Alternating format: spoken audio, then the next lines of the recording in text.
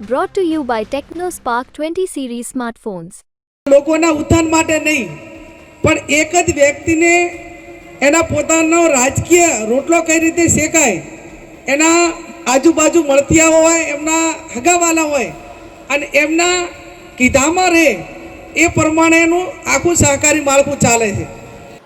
લોકસભા ચૂંટણીના પડઘમ સંભળાઈ રહ્યા છે અને નેતાઓ અને ઉમેદવારો દ્વારા પ્રચાર પ્રસાર છે તે કરવામાં આવી રહ્યા છે. આ જ સંદર્ભમાં બનાસકાંઠાથી કોંગ્રેસના ઉમેદવાર ગેનીબેન ઠાકોર પણ પ્રચંડ પ્રચારમાં લાગ્યા છે.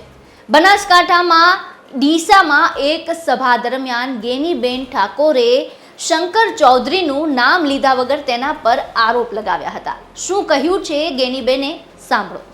લોકસભા ચૂંટણી 2024ની લઈને રાજકીય પક્ષો દ્વારા પોતપોતાના ઉમેદવારોના નામ જાહેર કર્યા છે. બનાસકાંઠામાં કોંગ્રેસ દ્વારા ગેનીબેન ઠાકોરને ટિકિટ આપવામાં આવી છે. ગેનીબેન ઠાકોર દ્વારા પ્રચાર શરૂ પણ કરી દેવામાં આવ્યો છે. ત્યારે ડીસાના વિઠોદર ગામે ગેનીબેન પ્રચાર કરી તેઓને ચૂંટણીમાં મત આપી વિજય બનાવવા કહ્યું હતું. તેમજ ગેનીબેન ઠાકોર દ્વારા આ કાર્યક્રમમાં કેટલાય આક્ષેપ પણ કરાયા હતા.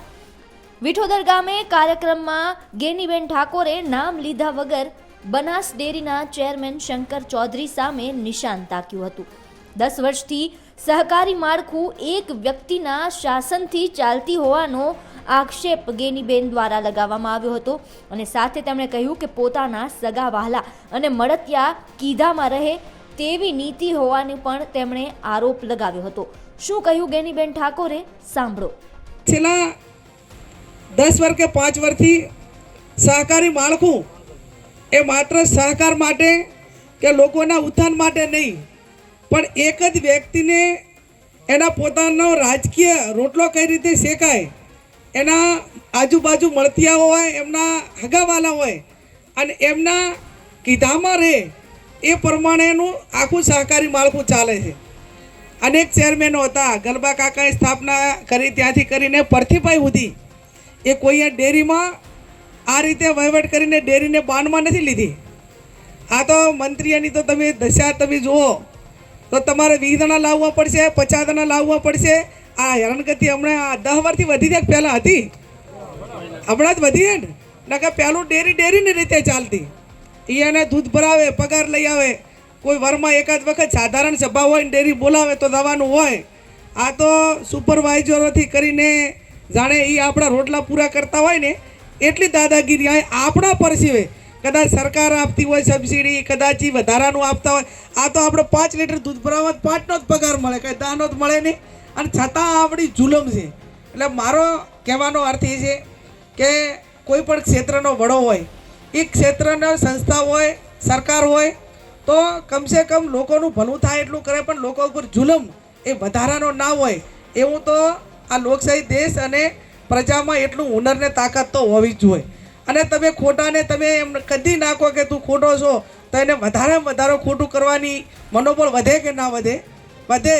એટલે હું તો મંત્રી કોણ જે હોય એમાં નથી પડતી, પણ સમગ્ર સહકારી માળખું, સેવા મંડળી હોય, દૂધ મંડળી હોય કે કોઈ સહકારી સંસ્થા હોય તો એને કોઈ સરકાર કે જિલ્લાની ઓફિસ કે પગાર નથી આપતી. એ આપણા દૂધના પગારમાંથી એને પગાર મળે છે. અને મંડળી હોય તો આપણા વ્યાજના પૈસામાંથી એને પગાર મળે છે.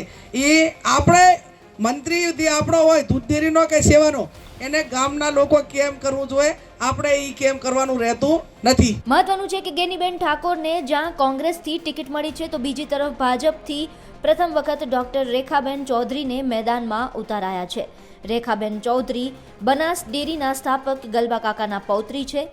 બનાસકાંઠા લોકસભા બેઠકના ઇતિહાસની વાત કરીએ તો છેલ્લી 3 ટર્મથી બનાસકાંઠા બેઠક ભાજપ પાસે છે. અગાઉ 1952થી 3 ટર્મ સુધી અહીં કોંગ્રેસનું વર્ચસ્વ રહ્યું હતું. આ બેઠક જનતા દળ, જનતા પક્ષ અને સ્વતંત્ર પક્ષને પણ એક ટર્મ મળી ચૂકી છે. મૂળ રૂપે બનાસકાંઠાના ક્ષત્રિય ઠાકોર સમાજના મતદારો નિર્ણાયક ભૂમિકામાં અહીં રહે છે. જો કે દલિત અને આદિવાસી સમાજના મતદારો પરિણામ પલટી પણ શકે છે.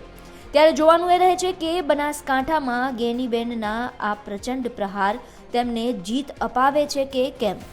બનાસકાંઠાથી પરેશ પઢિયારનો અહેવાલ, ગુજરાત તક.